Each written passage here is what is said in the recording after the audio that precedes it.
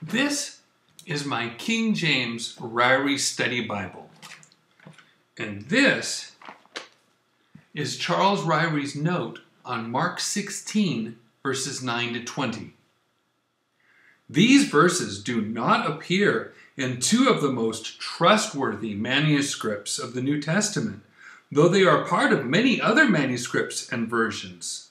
If they are not a part of the genuine text of Mark, the abrupt ending at verse 8 is probably because the original closing verses were lost. The doubtful genuineness of verses 9 to 20 makes it unwise to build a doctrine or base an experience on them, especially verses 16 to 18. Can't you just feel the faith in God's holy words oozing out of this commentary? Yeah, I don't either. But that is what I was taught, and that is what millions upon millions of Christians have been taught for decades. If you've been watching the last 10 or so vlogs, you already know more than almost all of them about Codex Sinaiticus, maybe even than Ryrie. So many people, as I was taught as well, believed and believe that the Sinaiticus is the oldest complete Bible in the world. Well, a lot of you already know that Sinaiticus isn't complete. About a quarter of the books are missing. So what if I could show you proof positive that the Sinaiticus wasn't written in the 300s? And maybe I could show you one reason why we know it wasn't written before the mid-400s either. What if I could prove from the Sinaiticus itself that it isn't any older than the 1300s? I've shown you how the oldest and best is not the best. Now, would you like to see how it isn't the oldest either? I found out some great stuff just yesterday. Turn on the subtitles if you need them. Ready? Hi, I'm David Daniels from Chick Publications. I told you before that the New Testament of the Sinaiticus was complete. All 27 books we know are in it, but there are two extra books. The Epistle of Barnabas and the Shepherd of Hermas. Barnabas is complete, but the Shepherd of Hermas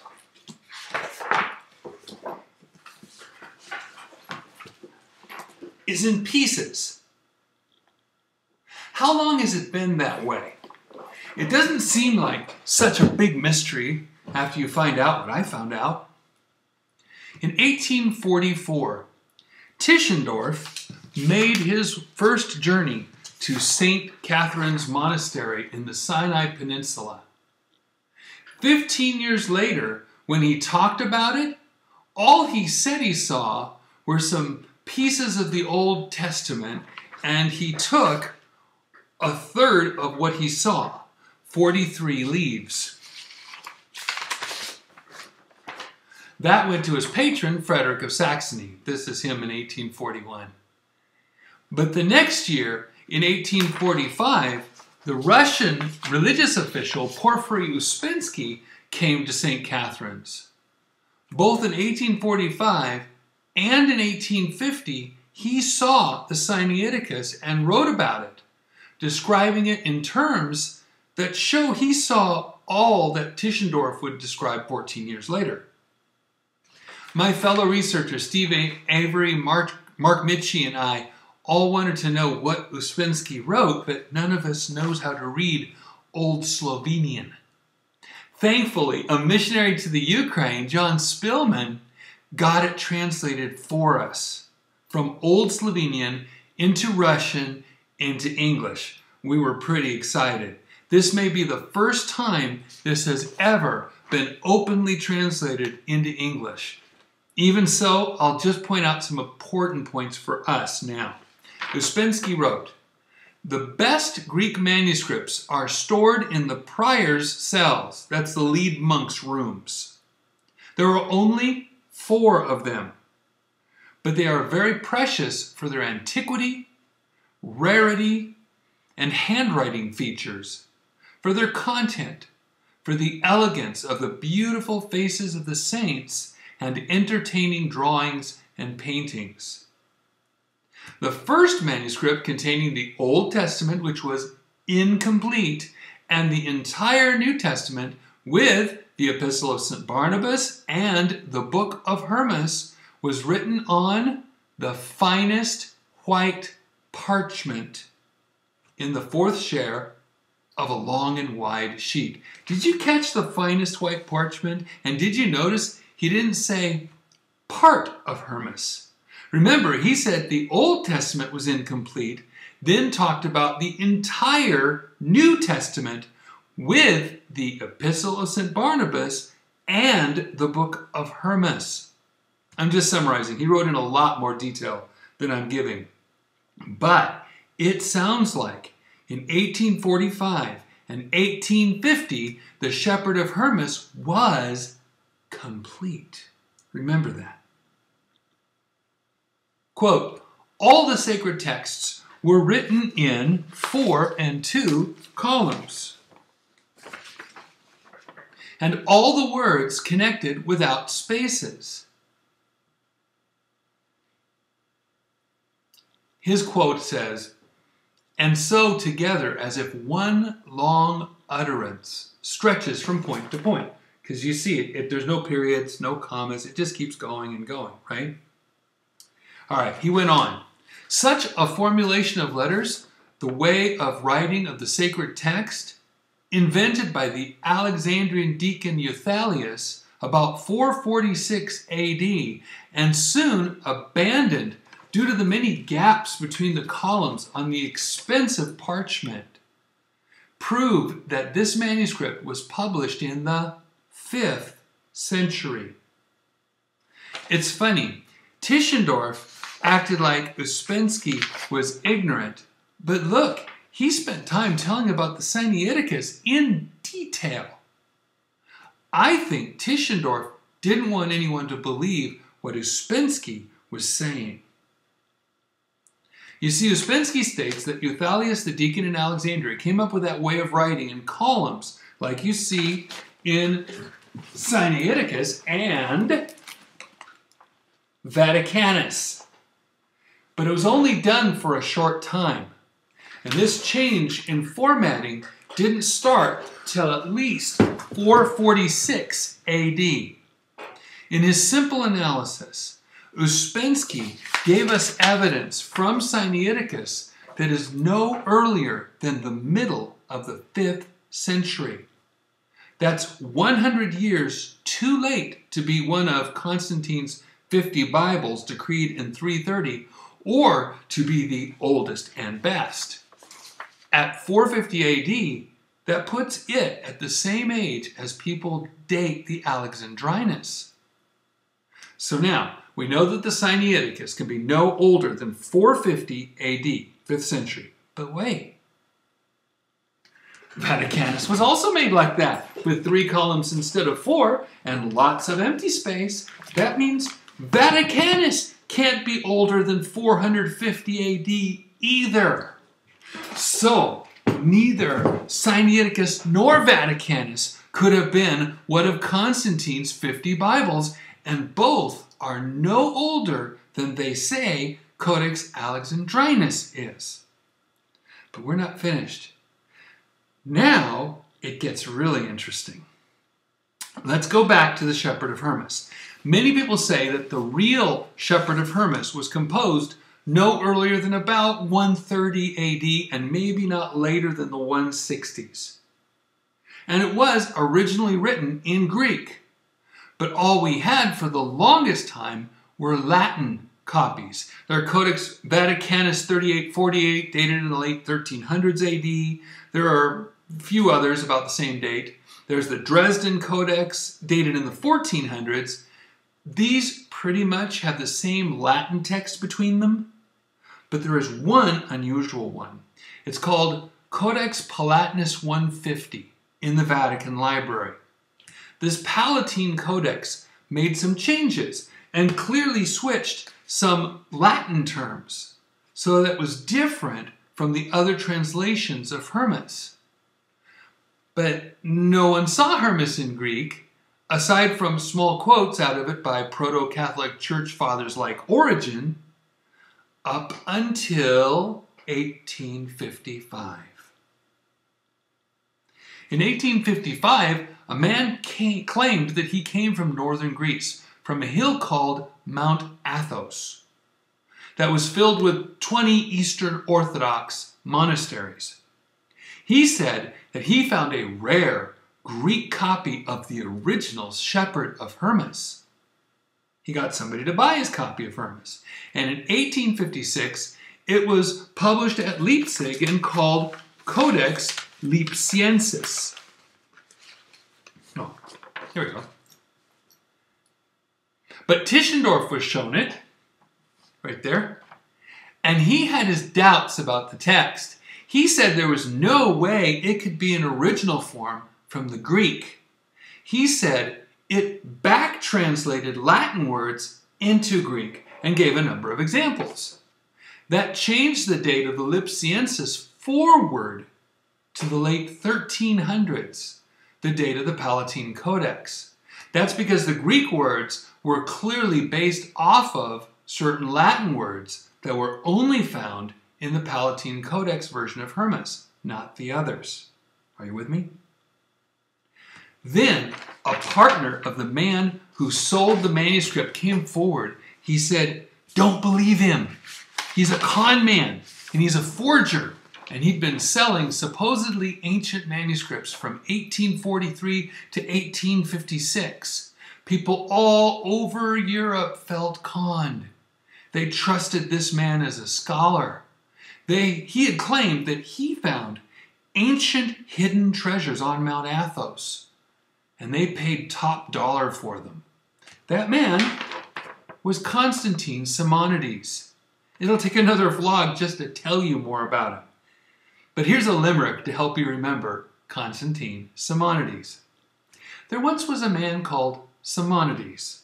With him, scholars once all felt at ease. But when he was exposed, they all felt disposed to dispose of his supposed antiquities.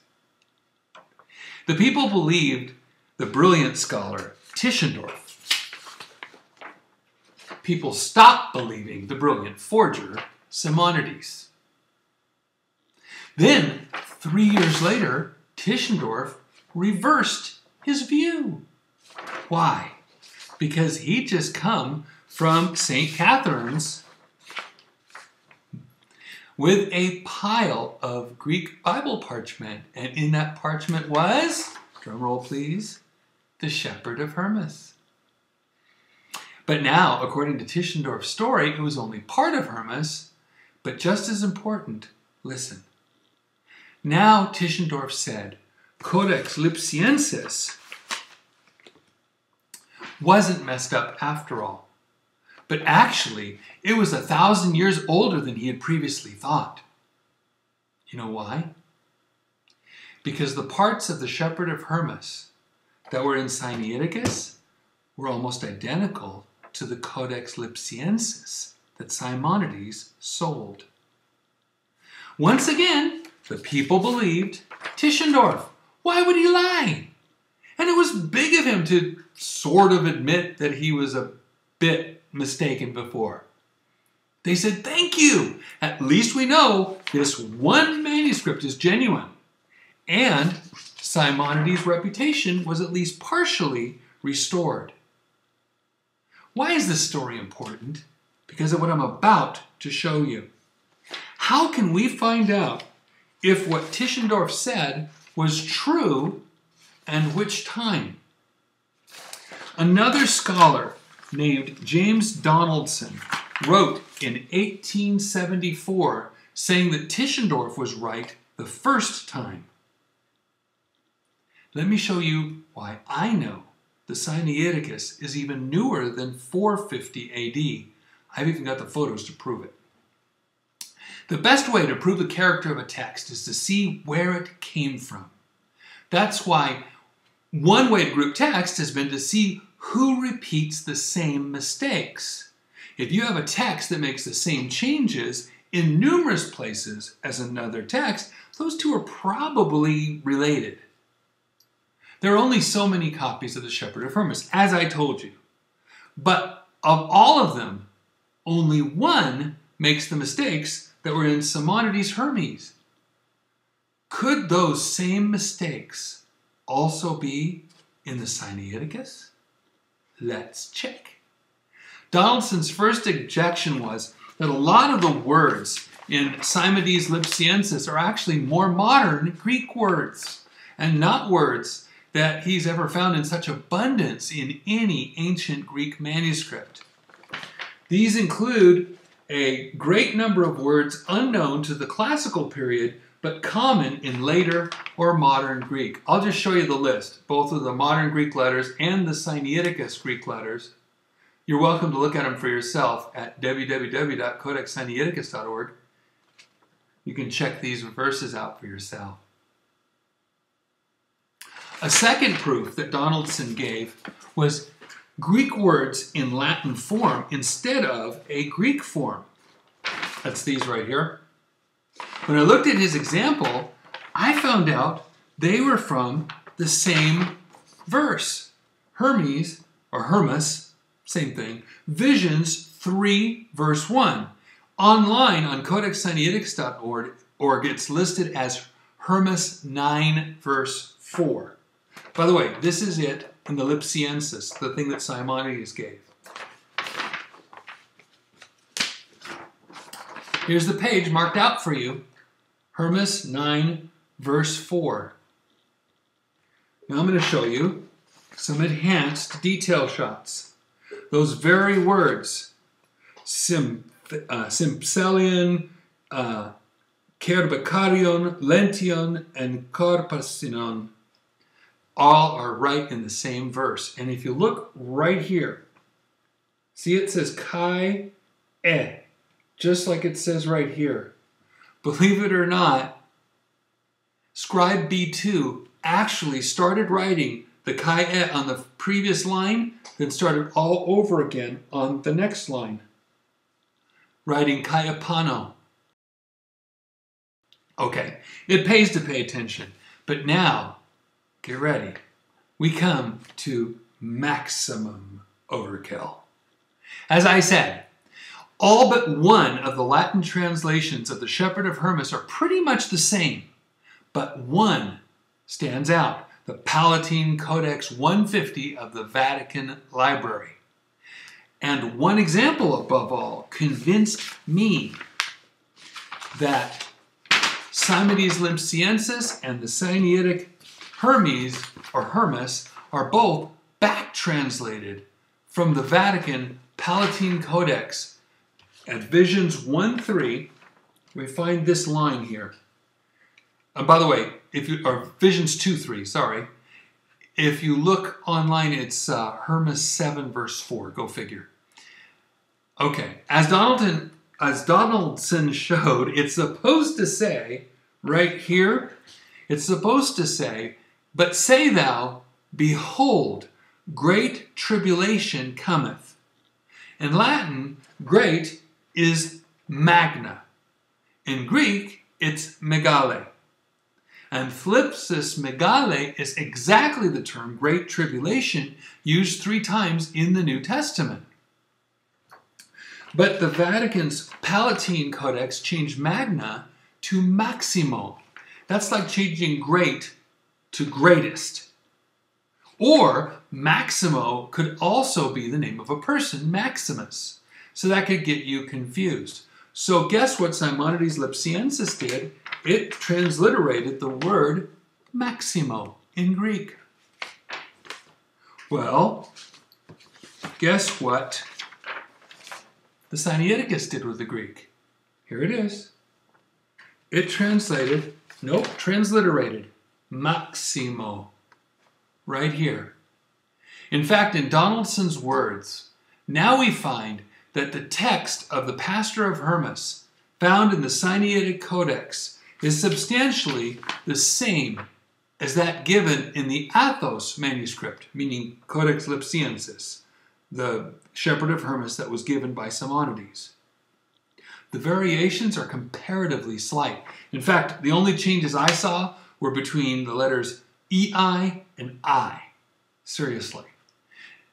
Donaldson also wrote, then there is a considerable number of passages preserved to us in Greek by Origen and other writers. The Sinaitic Greek differs often from this Greek and agrees with the Latin translation, especially the Palatine.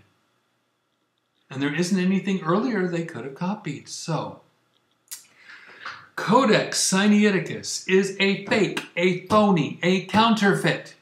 It's not from 350 AD. It's not from 450 AD.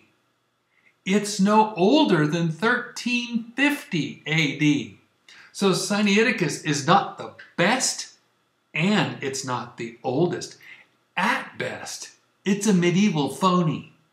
And I think that it was made in a bit of a rush, not long before 1843 AD.